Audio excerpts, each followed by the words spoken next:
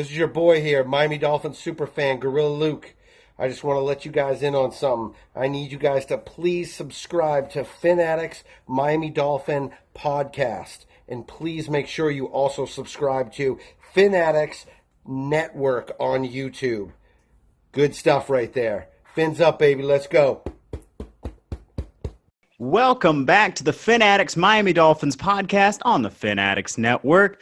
I am your host, the legendary Savak. I am joined, of course, by one of my fellow co-hosts from up north and a very special guest, but more on them in a second. First, make sure if you're not subscribed to us, to the Fin Addicts Network or the Fin Addicts Miami Dolphins podcast on Apple Podcasts, Google Podcasts, Spotify, other places where podcasts are found, please go on there and subscribe. We do what we do for all of you, so please go leave us a nice review. If you're not currently following us on YouTube, get on there and do it. YouTube.com/Fin Addicts Network. And of course, follow us on Twitter at Fin_Addicts. And don't forget the hotline. Now, we love hearing from you guys. Feel free, call in, text, ask our guests questions, give us feedback, call in with Miami takes. I mean, really, whatever, dude. We'll play it on the show. Seriously. Number is 786-309-7558. One more time, 786-309-7558. Now, without further ado, Brian, how you doing today? So first off, I'm doing really good, Savak. Thank you. It's great to be here talking to you two beautiful gentlemen about Miami Dolphin football. So glad we get to do that. But I do have to say something about the hotline. We have learned today that Savak has a WWE John Cena championship belt. And I do not know if he has earned this belt. So if you think you can challenge him and take that belt, maybe you call the hotline, you challenge Savak, we get some action going, we get Gronkowski went back to football, so there's no longer a 24/7 champion. So maybe that's how we handle that one.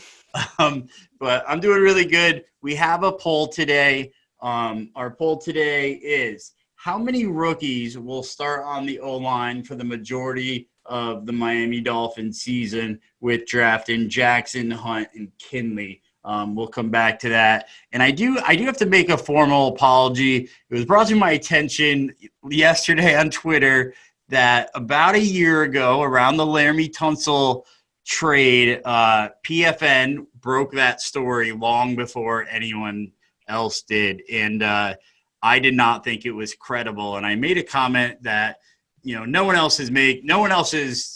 other credible sources reporting this. So I doubt that it's true. It ended up being so true. They killed that story. I believe it was Tony Pauline that broke that story. Unbelievable. I apologize back at that time, but for whatever reason, somebody at BFN brought that back up last night, and I just want to formally apologize to them again. And I do also want to welcome in our guest. We have a great guest today. He's another Miami Dolphins podcaster. He has been so helpful with us starting our podcast and a great mentor whenever we've had questions. So without further ado, I'll let Savak introduce our guest. Of course, the all-pro diaper changer, the man himself, the man, the myth, the legend with the Jesus hair, Josh Houtz of the Phinsider. Welcome, Josh. How you doing? I'm doing great, guys. I'm excited to talk Dolphins football with you guys. That was an amazing introduction. That was perfect. You mentioned Laramie Tunsil. It's funny because I actually got his helmet signed a week before that happened, so I'm a freaking jinx. And thanks again for having me on the show. I'm looking forward to talking Dolphins football, but I'm not worthy of those words you guys said. Do not ask Austin Jackson or Tua for an autograph helmet then. I already got the Tua one, so. Oh, no. I had to. I'm sorry. Completely understandable. Let's just hope for the best. Fingers crossed, gentlemen. So, Josh, we know you host the Phinsider podcast, but you do a whole bunch of other stuff. Can you fill us in on some of that? Yeah, so besides Phinsider, I also write for 5 Reasons Sports. I do some fantasy work over at Pro Football Network, and then I write about video games, mostly Madden, for Operation Sports. So that's everything that I do. You're probably annoyed with me by now, but I'm just going to keep doing it. And I think Dave Hyde quoted one of your tweets yesterday and put it in the Palm Beach Post, if I'm not mistaken, yesterday. Yeah, Joe Schott, I think he took my Malcolm Perry, one of my tweets, and he did that a lot last year too. So that's pretty cool, and I appreciate Joe, and he's come on the Phinsider podcast, and as you guys know, he's a real professional. So that's awesome. That's wicked. In fact, we just spoke to him not too long ago. Well, I personally didn't, but he was on the show, though. We were happy to have him. It's pretty cool. Now, we have to ask, because you're a Dolphins fan, we have to ask every Dolphin fan we have, how did you become a Dolphin fan? Yeah, I think I told Brian before, and I've said it on Twitter a couple times, but when I was in first grade, I had a Bernie Kosar card for whatever reason. I traded it for an OJ McDuffie card, and from there on, I just became a Dolphins fan. I mean, once you choose the Dolphins, whether it's because of the logo, the colors, or Dan Marino, of course, I mean, there's no turning back, and it says a lot when you're up here in the middle of Pennsylvania, surrounded by Steeler fans and Eagle fans. So I'm a Dolphin fan, and for better or worse. Oh, bro, that is wicked. And, of course, now I feel kind of foolish because I do actually remember you saying that exact quote when we had OJ McDuffie on the show and you telling that story. That's awesome, though. So, of course, having the inside access that you have, you get to be in on the Dolphins Zoom pressers. What have been your takeaways from them? To me, it's just that these players are young and they're hungry and they're going out there each and every day and, doing what they have to do, that they're studying the playbook and they're going out there and it's translating to the field. It sounds like they're playing hard and everyone's just hungry to get out there and play football. So that's what I'm taking away from it. It's an awesome experience, and I'm just thankful for the Phinsider and 5 Reasons Sports for allowing me to do it because, again, I'm up here in Pennsylvania. This isn't something I'm very accustomed to. Absolutely. So I guess that takes us right on into the team and into training camp. So as we all learned, we get to open on a positive note. Preston Williams returned to practice. We were all very thankful for that. And per Flores, he did indicate that there is a plan for him. Looks like they have him on kind of a load management type of deal, resting the knee a bit. And he was not returning punts today as Matt Cole, Chester Rogers, and Jakeem Grant took over those duties per Armando. What are your thoughts on all of that? For me, I was always against Preston Williams being out there in return duties. I kind of thought he was going to be a special wide receiver, and I got to give credit to Chris Kaufman of 3 Yards Per Carry because he's the first guy that kind of brought me on to Preston Williams. And, once you put on the tape, you can see how good he was. Translated to his rookie season, unfortunately suffered that injury. But, I'm excited to see him go out there, and I'm glad they're taking it one day at a time. But, Preston Williams is a real deal, in my opinion. Mm-hmm. Brian, you got any thoughts for that? Yeah, absolutely. We talked about this yesterday on the show. I was this close to the edge jumping off when Preston Williams wasn't there and I was hearing he was returning punts. I was scared that it was an injury. Very, very grateful that it was not an injury. More grateful that he's not returning punts today. He has no business doing that. He did have, a few catches today. I guess he mossed Noah Igbenogany. Did I nail that? Did I hit that? Yeah, cool. Nailed it. Perfect. So glad to see, Preston Williams is back doing Preston Williams things and not returning punts. Mm-hmm. I know we spoke at great length about it yesterday, so everybody's kind of relieved that he's no longer doing that. I'm sure Coach Flo just wanted to get a feel for everybody out there just to make sure that he's putting the right pieces in the right places, but still – would much rather he was not doing that. So fast forwarding anyways, we have heard this. We're just going to touch on this real quick. At week 1, there will be no fans in New England, but per CBS NFL, or the NFL may pump crowd noise in to the stadiums. I am a little curious though about one thing, which is if they do allow that to happen, how do they monitor? How do they control what the volume level is and how high will they be allowed to make it? I did say we weren't going to talk too much about this, but I do have to weigh in on it a little bit because so my nephew has season tickets to the Patriots, and I've gone a few times with him. It usually resulted in a loss. It stopped me from wanting to go there. The last time I went was when Brady was suspended. And, Tannehill almost led us back to that impressive victory. But it's really kept me from going. And this year I was all about it. I was going to go see Stidham be quarterback. I was all excited about it. So little bummed I don't get to go there, but it's kind of cool. You know, we get to go up to New England in the warmth, without the winter, with the crazy New England fans. So it basically takes away a home game from New England and levels the playing field a little bit more for Miami.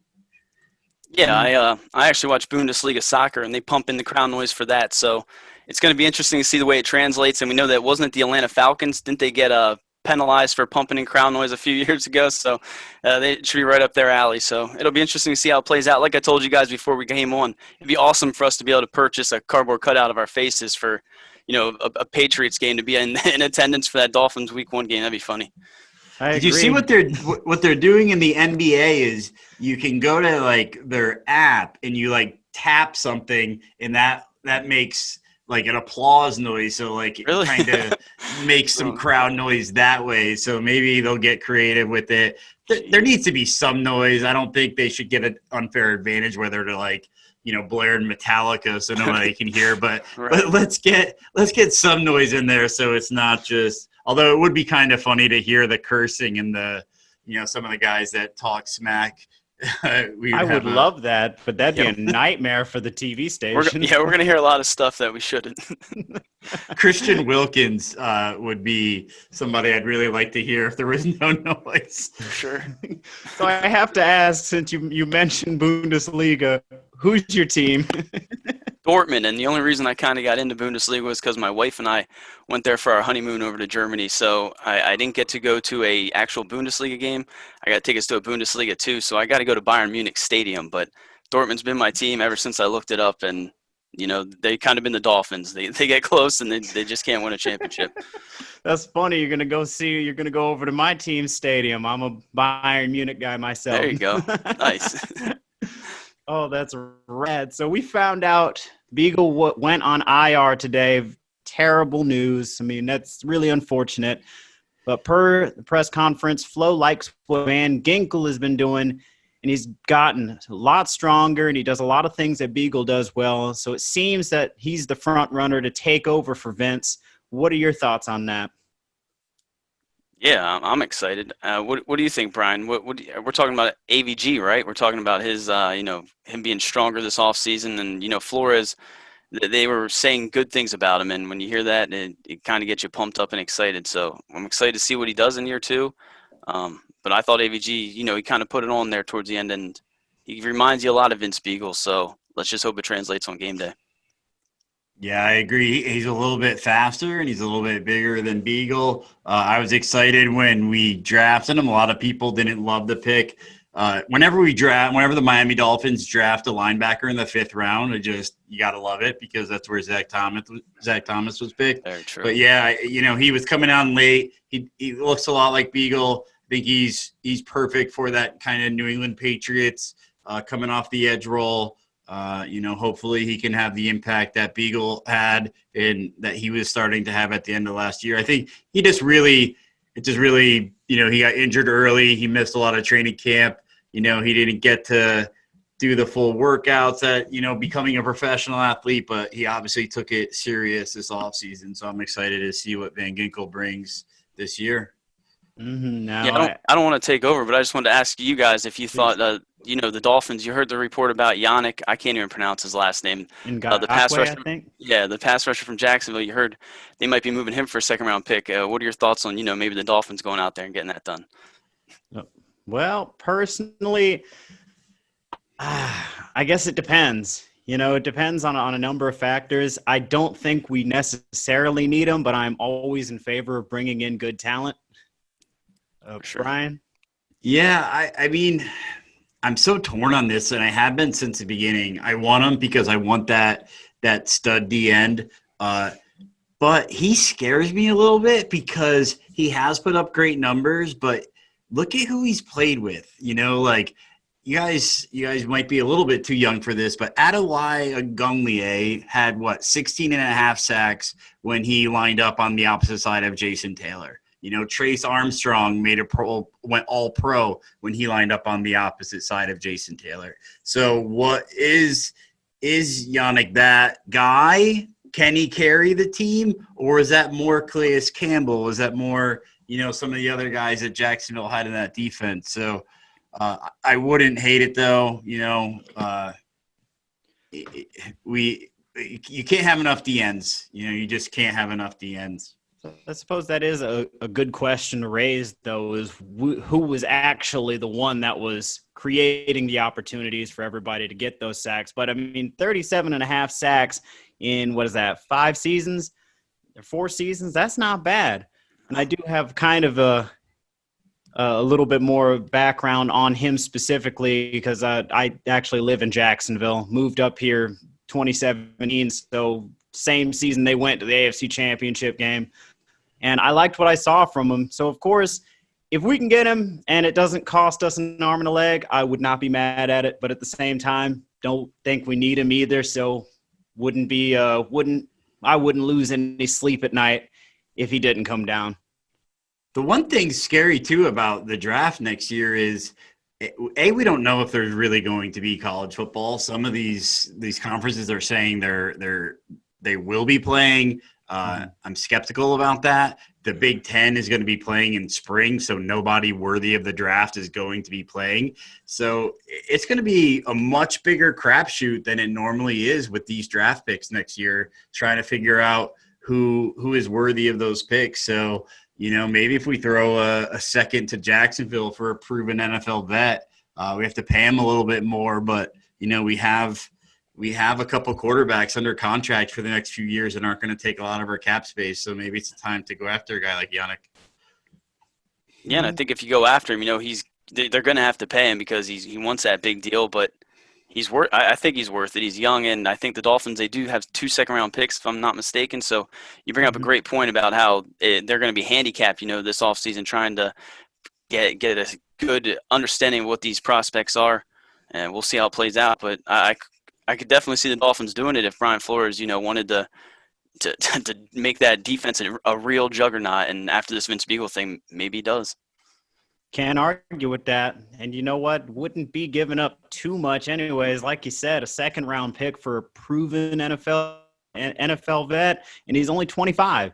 So might actually be the right move. Yeah. This might be a better question for Josh. Is he a good scheme fit for us, though? He's more of a 4-3 straight D end? Do you see him coming over to I don't even know what you call Flores' defense, right, amoeba defense? Does he fit perfectly there, or?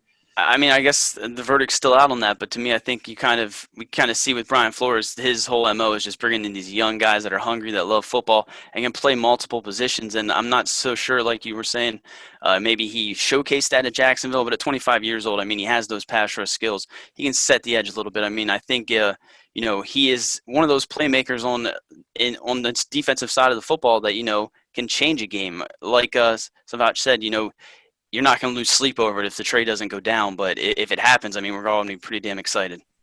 Mm-hmm. I just want to toss in one thing per what you were saying earlier, Brian. You're right. In 2017 was his biggest season, 12 sacks. However, in the next 2 seasons after that, he had 9.5 sacks and then 8 sacks. So still pretty damn good, especially compared to what we had in Miami last year. Still leading the Dolphins, right? Yeah. So, all right, let's take a look at the offensive side of the ball. Persofid, is that how you pronounce his name? I believe so, but I'm terrible at it. Brian will tell you. I can't even say Burns for I can't swear. I don't know if I can swear. But swear away. If I could butcher that, damn, I don't know. It is all good. But per him, anyways, he said Tua had more of a limited role today, but did hit Kirk Merritt on a seam route, about 20 to 25 yards into double coverage. And Armando has said that Tua is 13 of 13 through 2 days. So what are your thoughts on that, on how he's progressing? perfection. That's what it sounds like to me. No, I'm just kidding. I mean, we hear from different beat writers, different sides of these things. And I think Flores himself even said, I'll have a good throw and a good read, and then I'll come back and I'll have a bad throw and a bad read. So, I mean, he's a rookie, and I'm not going to go crazy like some fans are. And, Josh Rosen's the guy now. I mean, I was a huge Josh Rosen supporter. Maybe we'll get in that at another time. But for me, I'm excited for what's happening, 13-13, but they're just in shorts and pads. So we'll see what happens when the game comes on. Mm-hmm. Yeah, it's the third practice. The other thing I heard today that I really liked, I think it was from Cameron Wolf, was the head movement, the being able to look off the defenders already, and the kind of the jerking of the head at the last second when he's throwing the ball. He's got a lot to learn. It's so funny to me. There was a lot of talk from different national reporters today that Fitzpatrick is probably going to be the starter week 1. Yeah, you got that notification on your phone too, right? And I was like, dude, we knew this like months ago. we knew this when they hired Chan Gailey in February. Yeah. Fitzpatrick is getting this job for the first month of the season. Outside of a major injury or a major miracle, with all the things of COVID, that's even put it harder for him to make a run at it. But I'm perfectly good letting Fitzpatrick let this O-line gel. But it's funny, there hasn't been any negative. There's been no negative talk of Tua of he's done anything bad in practice. He hasn't thrown an interception. He fumbled from Dieter, who's never played center before, but there's been nothing bad. They actually got praised today for throwing the ball away and not taking a hit. But he's done nothing bad, but they're kind of speaking almost negatively about it because he hasn't walked on water on practice 3. So. Well, it's true. He hasn't come floating down from the heavens and given himself the starting crown and stuff. But I agree with you, Josh. I mean, he's a rookie, and he's doing what rookies do in their first training camp. He's getting acclimated. So I don't think any of that news is particularly worth worrying about or blowing out of proportion. People are going to do it anyway, and, I think we can all agree, though, we're excited. When we hear he's 13-13, we know how pointless and meaningless it is, but it gets you excited. You want to run through a freaking wall. This is Tua. They got Tua, and he's perfect in practice. I mean, we know how meaningless it is, but it's freaking awesome. It's still great news. I mean, up there in Cincinnati, Joe Burrow, he's had some fumbles and interceptions and things going, not necessarily according to plan. So it's just nice to hear. For sure. So, of course, that moves us to the players that were not at practice today. Aside from Beagle, we were also missing Xavier Howard and Sam McGuavin, both due to being on the COVID-19 list. That was per Armando. So, do you think that's a big deal? Yeah, I mean, the verdict's still out on Howard. If it's just COVID, if it's a knee, if it's load management, what it's gonna be. McGuavin going on the COVID-19 list, that's just gonna happen. Mm-hmm. We currently have 2 players on the COVID-19 list. It's not bad. I think that brings the NFL number up to 13. And much rather have these guys on the COVID-19 list in August than September and in October, and so I don't think it's that big of a deal. Mm-hmm. Yeah, I think it's unfortunate about, Eggman going on the reserve list, but he'll be back. And like you said, it's just part of the 2020 season. As for Xavier Howard, I mean, you kind of got to wonder if these coaches, and it's pure speculation, but did they kind of foresee this? Is that why they drafted Noah Igbenogany? I mean, besides from his skill set and how this dude just absolutely freaking collects. He's like when you're a little kid, and I don't know if you guys collected Pokemon cards or something, but, this dude's out here just collecting all these defensive backs like they're Pokemon cards, and he just invested a first-round pick in Noah Igbenogany, and now, I know Nick Needham's going to challenge him, and I'm excited for that battle, but as of right now, it seems like Igbenogany, he's out there, he's feisty as hell, and he's probably going to be that starting corner if Howard's out, so I think they got to take it slow with Howard because it's the 2020 season, and I think that would be my mindset with Tua or any of these guys because for me, it's always been about the 2021 season, and, that was before the world turned to hell, and it's unfortunate, and I just hope, everything comes back together, but that's just my thoughts on the situation. Likewise. I know it's kind of a strange time, For sure. but I felt the same exact way. I felt that way from the moment they drafted Igbenogany, and like maybe there's something else there that we're not quite seeing. There's a possibility that Xavier won't be ready for the start of the season, but who knows? All we can do is hope for the best and be happy that we have the depth that we have. I mean, this is great. We haven't been in a position like this in quite some time. That's why I have loved our front office staff and our coaching staff, because most of them come from a background of scouting, led to us finding these little hidden gems. And I hope that we can continue to reap the rewards from that. It's uncanny. I think we're 4 days in a row on that same take that Josh just said. I think Dave Hyde said it. I think Joe Schad said it. Savak said it yesterday, and now Houtz said it today. So we'll see. We'll see if Cameron Wolf says the same exact thing tomorrow. I was really hopeful that wasn't the case. I definitely saw that though. He projects as a slot corner, but he has the ability to definitely be an outside corner. He's big and he's physical and he can play press coverage. So, but I want Howard out there so bad, because when he's out there, it's a different ball game, So, but hopefully it wasn't foreshadowing. Hopefully it was just because they saw Sam Madison, Patrick Surtain, and Terrell Buckley, and they wanted to bring that back. Oh yeah, I support that. And I have that image though, because I'm with you, Brian. I think we all want Howard to be out there. I've got that image firmly burned on my brain of him picking off Brady. That was so wonderful, and I will remember that for the rest of my life. What a beautiful game. So I guess let's look at the offensive line. So we've been seeing that these rookies have been getting a number of reps in the starting lineup with Solomon Kinley, that's his name, right? Yeah. Solomon, yeah. He's getting the majority of starting reps at right guard, with Hunt getting reps at guard and tackle. And Hunt has looked good at right tackle, got a rare win versus Ogba per Travis Wingfield.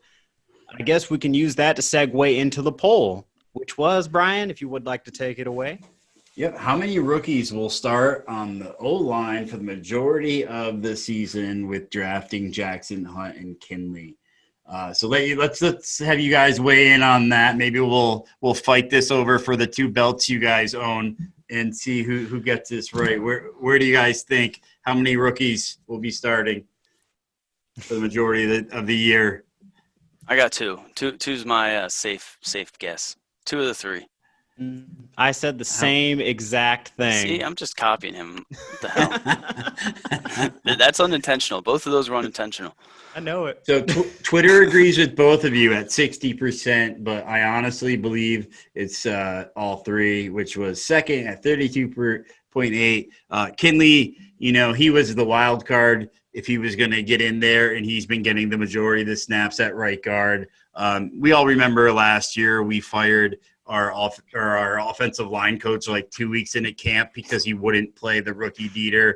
And, I think, with Fitzpatrick starting the season, I think he's going to get these guys out there and get them those rookie mistakes. Why we have a 17-year vet quarterback back there.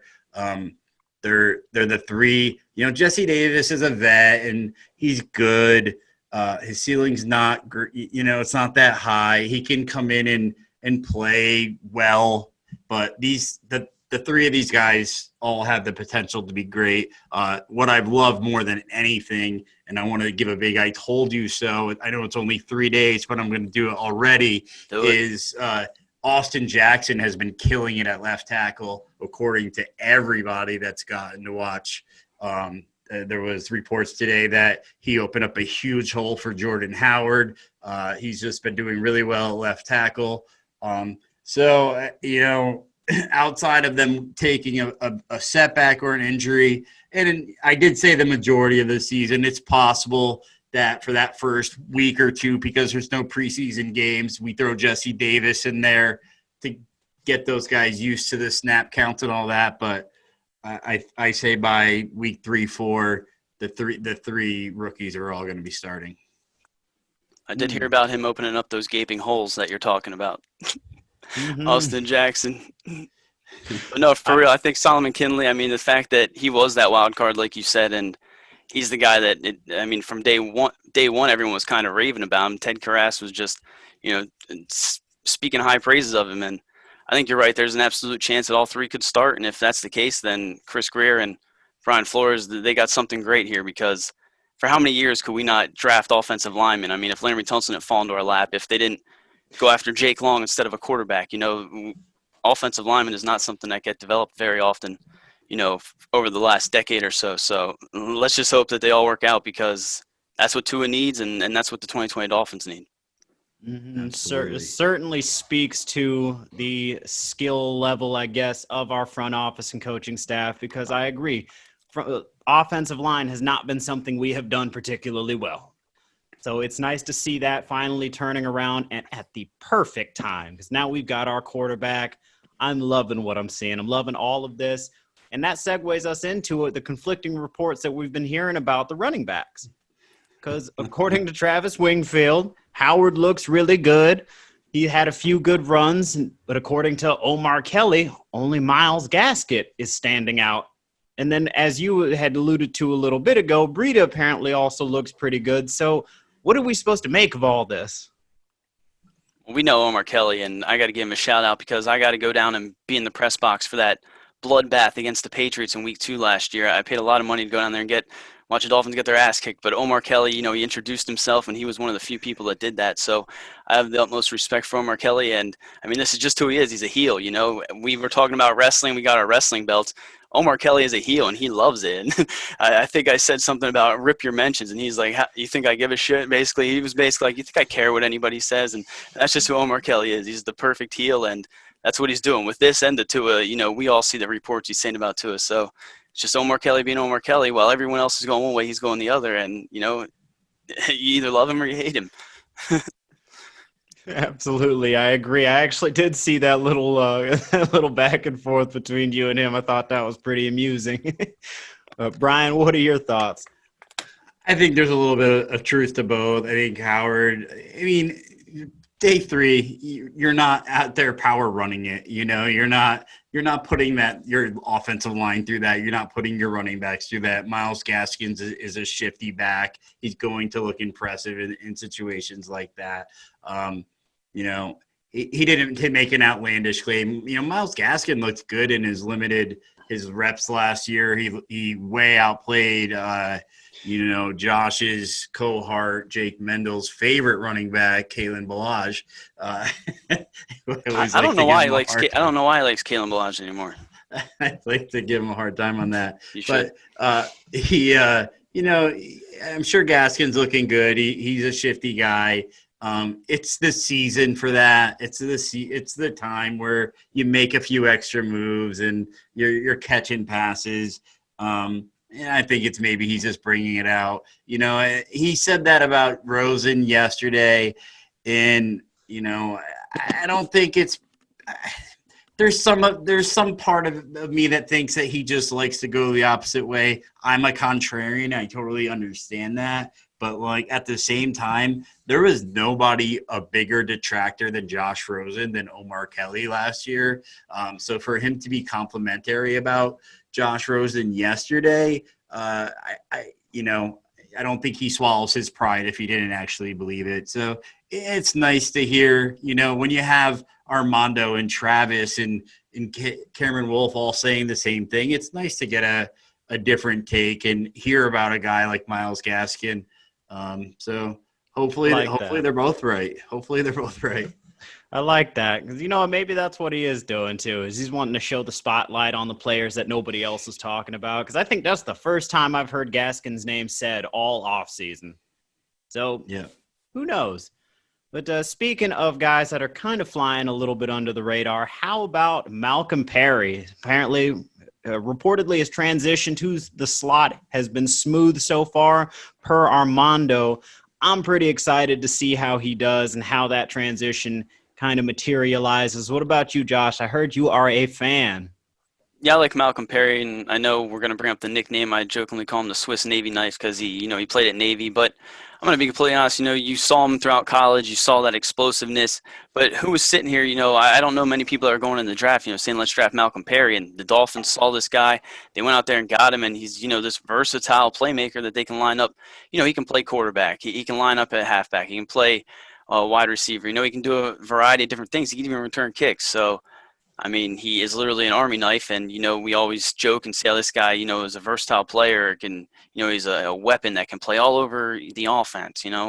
Whatever it is, this Malcolm Perry, this is who he is, and you like to see it, especially with Allen Hurns and Albert Wilson opting out. You like to see him stepping up in that wide receiver role, and yeah, I'm a fan of Malcolm Perry. Me too. And it seems like when it comes to Coach Flores and the players that he prefers, versatility really is the name of the game. I was actually reading a story about Landon Roberts, linebacker. He also played some fullback for the Patriots. I thought that was really interesting. So as soon as I don't know what made me feel that way, but watching Malcolm Perry in the All-Star game that he played in, something told me that he seems like a perfect fit for what we're trying to do down there. And I was happy to see him come aboard. Brian, what are your thoughts on it? You like Malcolm Perry? Yeah, I love Malcolm Perry. I'm going to eat a little crow on this too, because, a lot of people were saying when Wilson went down or Wilson opted out that, Malcolm Perry is going to be that guy at the 3. And I was like, you guys, come on. He played quarterback last year. Let's temper the expectations, which I still believe we have to temper the expectations. I think he's going to be more of a role player. He's going to have more plays designed for him. But I did a little research, and Julian Edelman was a quarterback, and he was drafted by the New England Patriots. And his first season playing in the NFL, he had 36 receptions. Which I think if Malcolm Perry had 36 receptions this year, that would be a huge win. Flores had great things to say about him. He just gets football. He moves fluid. He's not the fastest guy out there, but he doesn't waste movement. He rips through the cone drills. So he's going to be exciting, if nothing else. And, Josh said this on his podcast, and I really thought it was just genius. Balaj did a lot of Wildcat last year horribly. I don't think he handed it off once. He just ran 2 yards and fell down. But, we could bring back the Wildcat this year with Malcolm Perry and, have all kinds of options. He could reverse it. He could throw it. He could run it. So, yeah, I'm looking forward to see the niche this guy carves out. I think, I don't, usually, like we drafted Dowdy in the 7th round a couple of years ago at quarterback. We knew that guy wasn't doing anything. When we drafted Malcolm Perry, I knew this guy was making the team, that there was a reason we got this kid. And I'm looking forward to seeing what he can do. There was one other 7th rounder I felt that way about, and he happens to still be on the team, Isaiah Ford. Big fan. Who's our next subject on we're going to talk about, right? That's Perfect right. Transition. Perfect. That was great. And he's reportedly the last off the. He was out there using Jugs machines after practice on Tuesday, per his presser, and he's added weight. He's up to 200 pounds. He's added muscle. He's working hard with the nutritionist.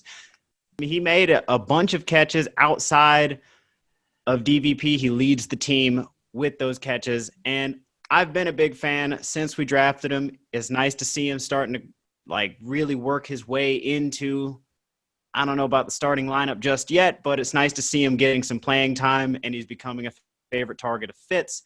And we were actually just talking about him yesterday, work habits, and the fact that he is one of the hardest workers on the team. Josh, what are your thoughts on Isaiah Ford?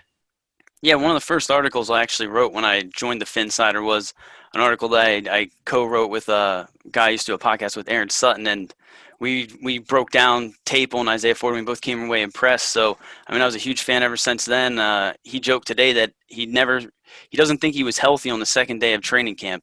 throughout his entire 4 seasons. So he joked that he got through that. He knocked on wood. So I think we were talking about that number 3 spot in this offense. Maybe he steps up in that role. We know Jakeem Grant's there. We know there's a number of guys that can jump up in there. Kirk Merritt, we can go down the list of the different receivers that could jump up there. But Isaiah Ford, from listening to him during his presser today, he just seems hungry, and you love to hear that. He's the last guy out there catching balls on the jugs.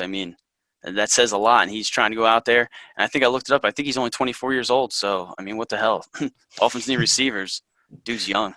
Absolutely, and he is incredibly talented from the tape that I've watched too. And I got the opportunity to review some of his tape today, actually. A little highlight reel that you put together, at least from the Jets game, and he looked great in that game. Yeah. Brian, your thoughts? Yeah, I love it. He did really well yesterday, but Preston wasn't, in practice yesterday. But to come back out today, be among the leader in receptions with DVP and Preston Williams there, that's impressive. You love the work ethic. And this guy's just going to work. And he's definitely somebody I'm rooting for. I secretly – Kirk Merritt is my guy. I like Isaiah Ford. He does everything right. He's like Fitzpatrick said, he's always exactly where he's supposed to be. But he has the ceiling. He has that 4.7 ceiling, where, a guy like Gary Jennings or Kirk Merritt, they have that 4.3 just breakaway speed. But, obviously there's roles for both those types of receivers in this offense, and if we know something about how New England like to do things, and what I'm sure Flores is doing is he likes to change it up weekly. He likes to have big receivers out there one week, and then the following week have burners out there, and just the defense can never prepare for. So I think Ford's gonna carve out a nice role this season. Absolutely. And of course, I've heard some of the receivers talking about how in Chan Gailey's offense, they're moving around a lot. So nobody's particularly locked down to one area of the field. And so we're going to get to see a little bit of variety out there in terms of who goes where. And I'm really excited to see the sparks start flying. It's honestly the thing that bummed me out the most about not having the preseason, aside from not getting to look at some of those younger guys on the roster, is we don't get to see the live reps, until the games actually start.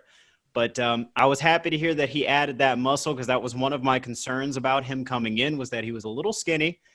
So for him to be bulking up a bit, I think that's going to serve him incredibly well and should make the transition a bit easier should he end up taking over that slot role predominantly.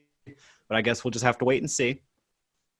Yeah, and you mentioned Gary Jennings and Kirk Merritt. There's no reason why both those guys can't also make the roster. So I still don't know how many practice squad spots they got. I still cannot figure out, I don't know if either of you guys know the 16. 16. Okay, thank you. Because 16. Every time I go to look, I just cannot figure it out. But, I don't see why those guys can't all make an impact. And you're right. They're going to change it up every week. It's all about versatility. And I think – like you said, they kind of touch on it and said in Chan Gailey's offense, there's a lot more creativity. It's, there's a spot you got to get to, but how you get to that spot, they have a lot more, ability to go out there and make plays. So it's exciting, and I think we will hopefully see it translate because, again, the Dolphins need these guys to step up in a big way.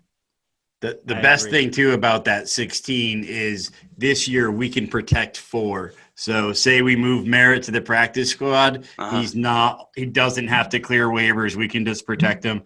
Speaking of that, we do have a voicemail. It's about a wide receiver. Somebody called the hotline. We went a couple episodes without having that. So if you guys don't mind, I'm gonna play that right now. It's for our friend Josh here. So if I think I can. Hey, Fin Addicts.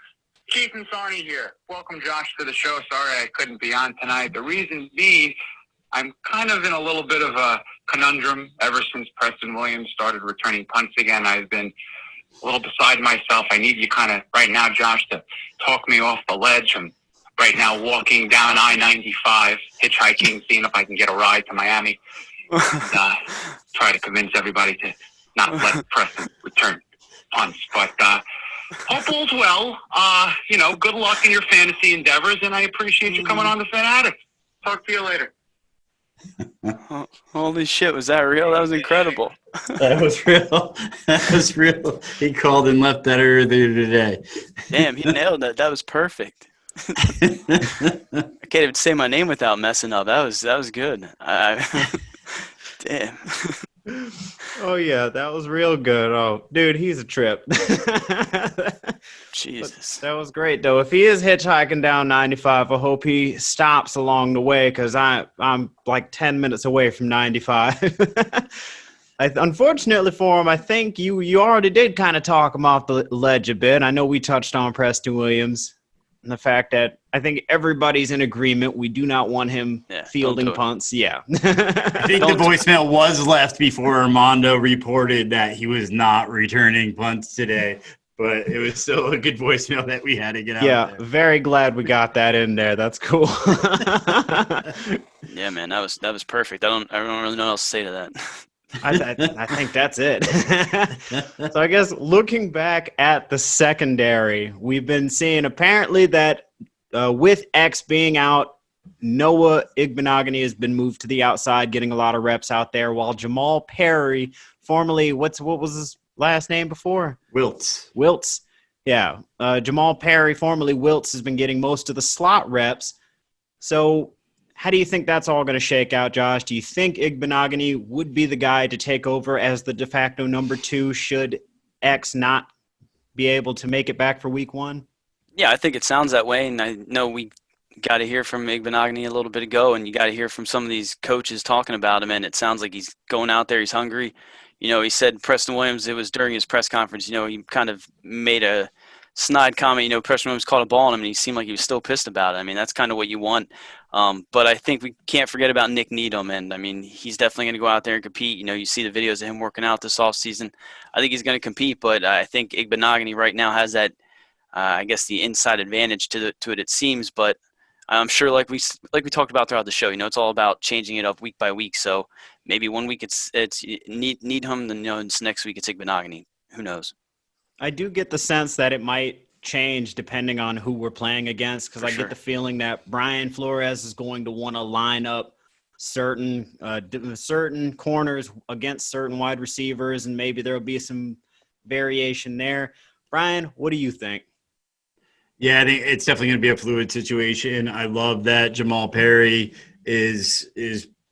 what I've been hearing is he's been playing lights out in the slot. The other thing that it's been really good is Nick Needham. Travis Wingfield reported today that he made a huge tackle today, and outside of that, you didn't see Nick Needham because nobody threw at Nick Needham, which is the best thing that can happen to a cornerback. So, he's doing well. Yep, he's doing well on the outside. Noah did, he struggled a bit today. He struggled against Preston Williams and Devontae Parker. He's a rookie going against, big time wide receivers, and I love that he took it personal. But it's all this. I think it's how long is X is out. If X is not, if we think he's coming back soon, I think Noah starts moving inside, and him and Perry start splitting those reps. With Needham getting, the second team reps behind Jones and Howard, but we'll see how it goes. There's one thing we're going to know about Flores, about cornerbacks, is we're never going to know anything, right? Like he moves McCain to free safety, wrote a strong safety, put Minka at strong safety. We just don't know where these guys are going. He knows what he's doing with corners. He's got a lot of talent there, and it will be fun. And you can't be upset about Igbenogany not being able to cover Devontae Parker, because let's be honest, the defensive player of the year couldn't cover Devontae Parker. So that's right. But it does speak to the competitive fire within him that he was still a little bit miffed about, getting that caught over him. You want your defenders, especially, you want all of your players really, but me personally, I want my defenders to have that piss and vinegar in their veins. I want them to – exactly. I want them if a play gets made against them. That's the way it should be. But Josh, we want to thank you again for sitting down with us, man. I mean, it's been a pleasure. Yeah, man, this was incredible. Thank both of you, Brian, Savach. Thank you for having me come on. I mean, this was awesome, and I feel like I've known you guys forever. Just got to sit here and talk Dolphins football, and hopefully good things are on the horizon. Mm-hmm, Next time we do this, we're definitely I'm gonna cut my hair. I'm gonna cut my hair. No. Let's not get crazy. But next time we get you on the show, we have to figure out who gets the belt. Only one can have the belt. I won the fantasy championship. That is a real belt. That thing costs a lot of money. I can't give that thing up. I knew he wouldn't be willing to. Not that you have to give it up, but one of you gets to wear it during the show. We'll have to think of some kind of maybe we'll do a DFS show or something like that. Tell you what though, the next time you come back, maybe we should all consider cutting our facial hair off. Maybe that could be a good compromise, right? Damn. Josh, thanks again for joining us. It was great to talk football with you. Finally, we've been doing it for months, and it's cool to finally get on a podcast and in this time where we don't get to live tweet every 8 seconds about what's going on at training camp. It's good to still be able to talk training camp with you. Yeah, for sure. Completely agree. And I wish we were able to go out there and, go to the MetLife takeover and go to some of these games and, be able to just go crazy, but this is what we got. And it was awesome to talk with both of you and can't wait to do it again. Hell yeah. Guys, fins up. Fins up.